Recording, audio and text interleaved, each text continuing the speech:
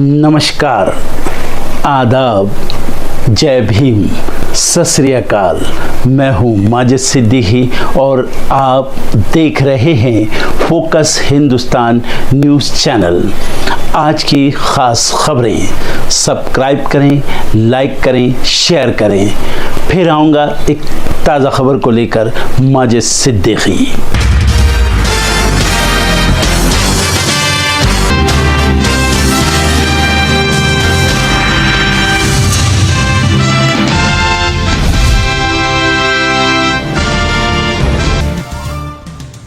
महाकुंभ जाने के लिए नई दिल्ली रेलवे स्टेशन पर भगदड़, 18 लोगों की भगदड़ में गई जान। कुली बोला 46 साल में ऐसी भीड़ नहीं देखी। कांग्रेस सांसद राहुल गांधी ने नई दिल्ली हादसे को लेकर सरकार पर बोला हमला, कहा बद इंतजामी लापरवाही के कारण नई दिल्ली रेलवे स्टेशन पर हुआ हादसा। आरजेडी नेता लालू यादव ने नई दिल्ली हादसे पर दिया बयान, कहा रेलवे के कुप्रबंध के कारण इतने लोगों की गई जान। नई दिल्ली हादसे पर बोले कांग्रेस नेता पवन खेड़ा, भगदड़ के बाद ऑपरेशन लीपा पोती चलाया गया। नई दिल्ली रेलवे स्टेशन की घटना के प्रभावितों के लिए मुआवजे का ऐलान, जान जाने वालों के परिजनों को दिए जाएंगे 10 लाख रुपए।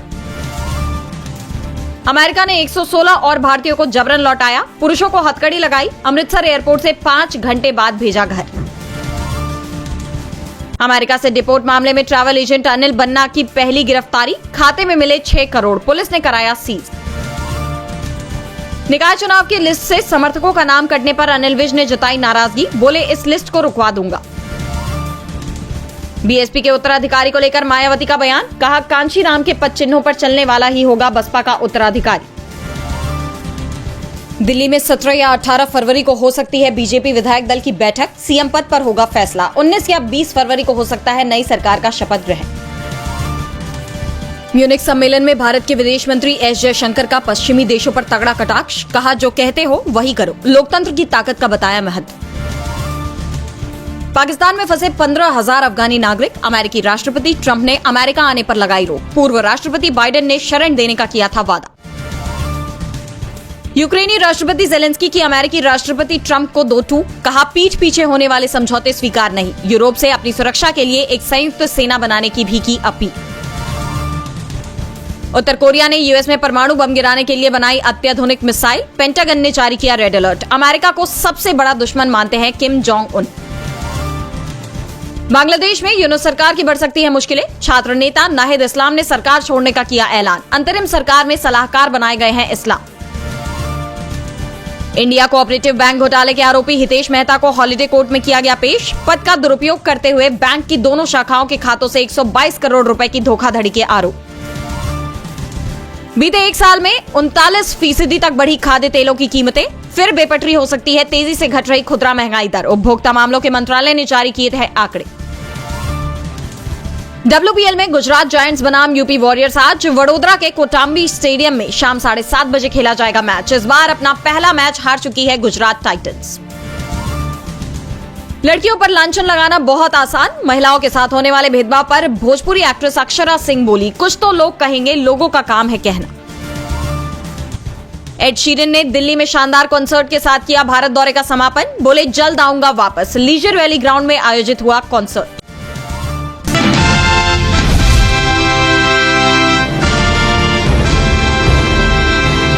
महाराष्ट्र सरकार अपना बजट तैयार करने में जुटी हुई है, लेकिन आर्थिक बोझ में दबी महाराष्ट्र की महायुति सरकार खजाने की स्थिति सही करने के लिए फिलहाल हाथ पैर मार रही है।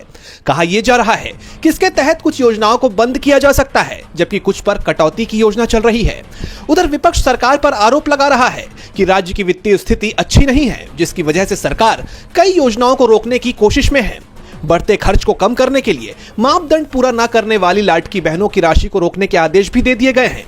इस योजना के तहत लाभान्वित महिलाओं के आवेदनों की फिर से जांच की जा रही है। अब तक 5 लाख महिलाओं को अयोग्य घोषित किया जा चुका है। आवेदनों की चल रही जांच को देखते हुए कहा जा रहा है कि अयोग्य महिलाओं की संख्या अभी और बढ़ने वाली है।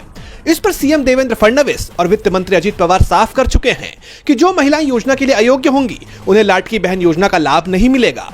दूसरी तरफ विधान परिषद में नेता प्रतिपक्ष अंबादास दानवे ने दावा किया कि भाजपा के नेतृत्व वाली महायुति सरकार लोगों के लाभ के लिए शुरू की गई विभिन्न योजनाओं को रोकने की कोशिश कर रही है। दानवे ने कहा कि महाराष्ट्र की वित्तीय स्थिति ठीक नहीं है। विधानसभा चुनाव से पहले महायुति सरकार ने लाडकी बहन और लाडका भाव जैसी कई योजनाओं की घोषणा की थी। उस समय हमने चेतावनी दी थी कि ये योजनाएं राज्य की अर्थव्यवस्था को तबाह कर देंगी और आज वही हो रहा है। राज्य पर 8 लाख करोड़ रुपए का कर्ज है। सरकार अब योजनाओं को बंद करने और लाभार्थियों की संख्या कम करने की कोशिश कर रही है।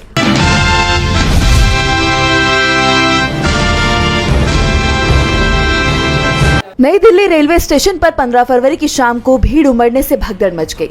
इस घटना ने लोगों को झकझोर कर रख दिया है। भगदड़ में कई परिवार बिखर गए। 18 लोगों की जान चली गई। पुलिस ने जांच शुरू कर दी है। पुलिस का कहना है कि वो घटना स्थल से सीसीटीवी फुटेज खंगालेगी ताकि पता चल सके कि अफरा तफरी मचने से पहले क्या हुआ था।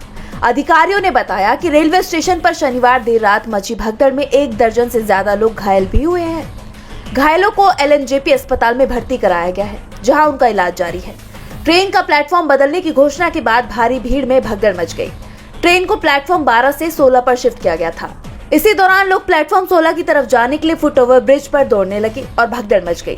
बताया जा रहा है कि महाकुंभ जाने वाली 2 ट्रेनें लेट हो गई थी। इसी वजह से भीड़ बढ़ी और भगदड़ मच गई और 18 लोगों की जान चली गई। घटना के बाद सरकार ने पीड़ितों के परिजनों के लिए मुआवजे का ऐलान कर दिया है। सरकार परिजनों को 10 लाख रुपए का मुआवजा देगी। इसके साथ ही घायलों को भी मुआवजा देने का ऐलान किया गया है। रेलवे स्टेशन पर शाम से ही महाकुंभ में जाने वाले यात्री भारी संख्या में पहुंच रहे थे। इस हादसे के बाद बड़ा सवाल यह है कि क्या रेलवे प्रशासन इस तरह की भीड़ को संभालने में पूरी तरह से असफल हो गया? क्या महाकुंभ जैसे बड़े आयोजनों के लिए पहले से पुख्ता इंतजाम नहीं किए जाने चाहिए थे? यह हादसा सिस्टम की नाकामी को उजागर करता है।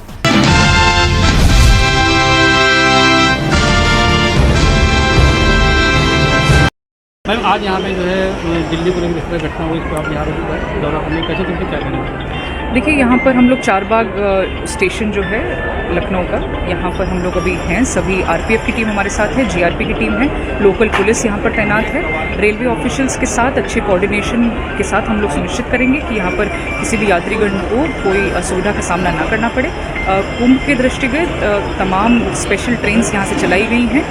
उनको सकुशल यहाँ से पास करवाना, अन्य यात्रीगणों को भी जो अन्य गंतव्य स्थानों तक जाएंगे उनको भी किसी प्रकार की कोई असुविधा ना हो, उसका विशेष ध्यान रखा जा रहा है। क्राउड मैनेजमेंट की बेहतर तकनीक का इस्तेमाल किया जा रहा है। लगातार अनाउंसमेंट्स, PA सिस्टम का इस्तेमाल। इसके अतिरिक्त जो कंट्रोल रूम यहाँ पर बने हुए हैं RPF द्वारा, उसकी लगातार मॉनिटरिंग करी जा रही है और वहाँ पर हम लोग क्राउड का मूवमेंट आदि ठीक से हो सके उसके लिए पूरी व्यवस्था कर रहे हैं साथ में मिलकर के। इसके अतिरिक्त रेलवे स्टेशन के बाहर भी होल्डिंग एरिया, पार्किंग की व्यवस्था, इसमें कोई असुविधा ना हो उसके लिए हम तमाम इंतजाम करेंगे।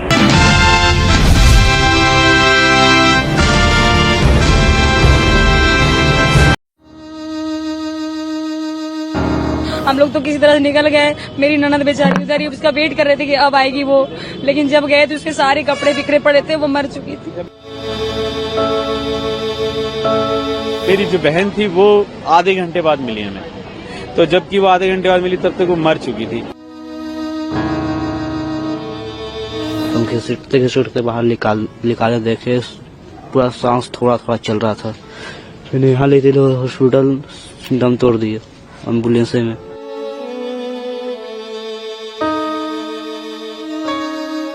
ये आंसू, ये मायूस चेहरे चीख चीख कर बता रहे हैं कि इन्होंने कोई अपना खोया है। इन दिनों 144 साल बाद लगने वाले महाकुंभ में स्नान के लिए बड़ी संख्या में श्रद्धालु प्रयागराज जा रहे हैं।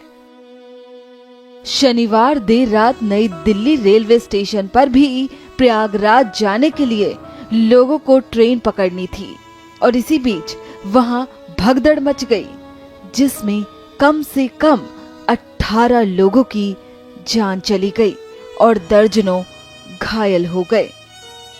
घायलों को इलाज के लिए नजदीकी अस्पताल में भर्ती कराया गया है। इस भीड़ को विकराल रूप लेते वहां मौजूद लोगों ने देखा था। मैं यहीं पे था, 9 साढ़े 9 बजे के करीब हुई थी ये भगदड़। कुछ गाड़ियां भी लेट थी, प्रयागराज भी लगी हुई थी, इधर मटवाड़ी लगी हुई थी। उसी टाइम ज्यादा पब्लिक का 13 नंबर पे भी बहुत भीड़ थी। जैसे गाड़ी देखी उधर के लोग इधर ही आए थे, कहीं पे भगदड़ मच गई थी, ऊपर भी ज्यादा लोग खड़े थे, ये हुआ था बस। तो क्या प्लेटफॉर्म चेंज किया गया था ट्रेन का, या फिर लोग दूसरी ट्रेन में जाना चाहते थे? नहीं, प्लेटफॉर्म नहीं चेंज करा था, प्लेटफॉर्म नहीं चेंज करा। भीड़ ही इतनी ज्यादा थी, बहुत ही, पुलिस लोग भी सारी चीजें देख रहे थे, फिर भी भीड़ नहीं रुक पाई, इतनी भीड़ थी। तो जो लोग जिनकी मौत हुई है, क्या ऑन स्पॉट भी लोग डेथ कर गए, उनको बचाने की कोशिश नहीं हो पाई, जो लोग दब गए? आपने क्या देखा? वो भीड़ थी इतनी, तो उसमें कोई भी नहीं देख पा रहा, सारी चीजें सब ऊपर से नीचे सब चढ़ रहे, ऊपर उतर रहे, कौन देखता है नीचे पड़े हुए लोगों को भीड़ में। जब हम लोग जा रहे थे प्रयागराज के लिए तो हम लोग प्लेटफॉर्म पे उतरे नहीं थे, हम लोग सीढ़ी से नीचे उतर रहे थे, तो धक्का धुक्की में हम लोग नीचे आ गए। उसके बाद जितने भी सारे पीछे वाले थे सब हमारे नीचे ऊपर आ गए, सारे हम लोग दबे हुए थे। आप लोग कितने लोग थे? हम लोग 12-13 लोग थे। अच्छा, फिर क्या हुआ? बताए तो सर कि हम लोग धक्का मुक्की पीछे से हुआ तो हम लोग गिर गए, और जितनी भी सारी भीड़ थी सारे हम लोग के ऊपर आ गए। वहाँ पे कोई नहीं, कोई प्रशासन नहीं, कोई सुविधा नहीं, कोई सेफ्टी नहीं सर। जब आप लोग स्टेशन गए, वहाँ पे कितने लोग थे? क्या बहुत अथाह भीड़ थी, अथाह भीड़ थी। आपकी ट्रेन की टिकट थी क्या? जी, अच्छा, टिकट थी मेरी। किस ट्रेन से जाने वाले थे आप? मगध एक्सप्रेस, मतलब वो तो प्रयागराज के लिए 10 पे ट्रेन थी, तो हम लोग उसी से जाते, लेकिन भीड़ देख के हम लोगों को वापस जाना था। हम लोग तो किसी तरह से निकल गए, मेरी ननद बेचारी उधर ही उसका वेट कर रहे थे कि अब आएगी वो, लेकिन जब गए तो उसके सारे कपड़े बिखरे पड़े थे, वो मर चुकी थी। जब इनको हमने निकाला मर चुकी थी बेचारी। हम लोगों ने बहुत कोशिश किया, 1 घंटे तक बहुत कोशिश की उठाने की, नहीं उठी। पुलिस वहाँ पे कुछ नहीं, पुलिस मेरी ननद को उसको उठाते उठाते 1-1.5 घंटा हो गया, तब अनाउंसमेंट हुआ, उसके बाद पुलिस पहुंचे वहाँ पे। एक भी कोई पुलिस नहीं था सर। स्टेशन पे था, हम लोग 12 लोग करीब जा रहे थे। कहाँ जा रहे थे? कुंभ के लिए जा रहे थे, प्रयाग के लिए, लेकिन हम से जाने ये रात को 10:10 की ट्रेन थी, प्रयाग एक्सप्रेस, लेकिन हम तो प्लेटफार्म तक पहुंच ही नहीं पाए, पहले ही जीने पर ही डेथ हो क्या गई। हुआ एग्जैक्टली वहाँ पे? जीने पे सर नीचे से उतर रहे थे, तो पीछे से भीड़ आई, तो भीड़ में जो आगे कुछ गिरे होंगे लोग, उसमें दब गए वो। भीड़ मतलब क्या अचानक से धक्का देने लगी क्या? हाँ, धक्का थी, भीड़ बहुत ज्यादा थी सर, बहुत ज्यादा भीड़ थी, और उसी भीड़ में वो दब गए। फिर क्या हुआ? आप लोग कैसे वहाँ से निकले? निकले क्या, हम तो जैसे मैं तो जस्ट 2 मिनट पहले नीचे उतरा था जीने से, ये और वो फंस गई थी, ये मेरी छोटे वाले भाई की वाइफ और मेरी बेटी थी, छोटी बेटी फंस गई थी, तो उनको निकाला मैंने, जिसमें मेरी जो बहन थी वो आधे घंटे बाद मिली हमें, तो जबकि वो आधे घंटे बाद मिली तब तक वो मर चुकी थी। हम लोग प्रयागराज वहाँ कुंभ जा रहे थे, 16 नंबर प्लेटफार्म उस राजमेरी गेट के साइड से चढ़े, ऊपर जा रहे थे, भीड़ काफी हो गई, भीड़ की वजह से आगे बढ़ते बढ़ते जाके नीचे, मतलब जिस 14 नंबर प्लेटफार्म पर उतर रहे थे उस टाइम काफी भगदड़ टाइप की मतलब मची, भीड़ ऊपर से नीचे, और नियंत्रित लोड नहीं रहा होगा, और ऐसा हो गया बस। हम मामे से जा रहे थे नई दिल्ली से पानीपत के लिए, तो वही पानीपत के ट्रेन लगल था 14 नंबर पर, वही उतर रहे थे, तो वही ऊपर सब प्रेशर मारा, वही सब नीचे वाले सब फुटबॉल सब नीचे गिर गया, और ये सब हम अलग हो गए, वो अलग हो गए, हम तो नीचे कैसे बच के निकल गए, नीचे कूद गए थे। तो फिर हम थोड़ा देर रुके, देखे भीड़ अभी हुआ कम होते होते, देखे हल्का कम हो, तो एकदम चढ़ के देखे सब चपाल था, फिर हम देखे इन्होंने देखे तो देखे मामी उन्हें जाके आराम से चपाल के थी सुतल एकदम पूरा, तो हम घिसटते बाहर निकाले, देखे पूरा सांस थोड़ा चल रहा था, फिर यहाँ ले गए हॉस्पिटल, दम तोड़ दिए एम्बुलेंस में।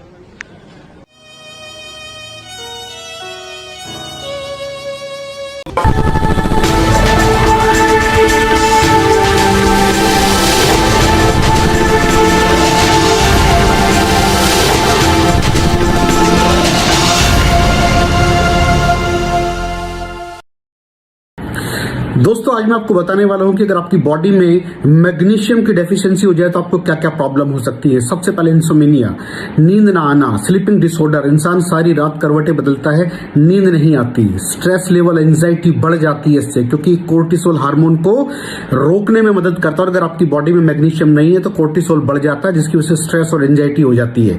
मूड स्विंग्स, इंसान को पता नहीं चलता उसके मूड स्विंग्स होते हैं, थोड़ी थोड़ी देर में गुस्सा आना, थोड़ी थोड़ी देर में चिड़चिड़ापन होना, क्योंकि ये सेरोटोनिन हार्मोन को बढ़ने में मदद करता है। अगर आपकी बॉडी में less magnesium is equal to less serotonin, और सेरोटोनिन हैप्पीनेस का हार्मोन है। अलावा इसके ये फटीग को भी कम करता था। अगर आपकी बॉडी में मिनरल डेफिशिएट है, अगर आपकी बॉडी में मैग्नीशियम नहीं है तो आपको थकावट बहुत जल्दी फील होगी, जरा सा काम करती है आपकी बॉडी थक जाएगी। पुअर डाइजेस्टिव सिस्टम, ये डाइजेस्टिव सिस्टम को भी मैनेज करने में बड़ा शानदार रोल प्ले करता है, और अगर इसकी डेफिशिएंसी है तो कॉन्स्टिपेशन, डायरिया जैसी प्रॉब्लम हो जाती है। माइग्रेन, बहुत खतरनाक प्रॉब्लम है माइग्रेन। अगर डेफिशिएट है आपकी बॉडी मैग्नीशियम से तो आपको माइग्रेन की प्रॉब्लम भी हो सकती है। ब्लड प्रेशर, अगर आपकी बॉडी में मैग्नीशियम कम है तो आपको ब्लड प्रेशर की प्रॉब्लम हो सकती है। इरेगुलर हार्ट बीट, ये हार्ट बीट का बढ़ जाना, कम हो जाना, बढ़ जाना, कम हो जाना, मैग्नीशियम डेफिशिएट होने की निशानी है।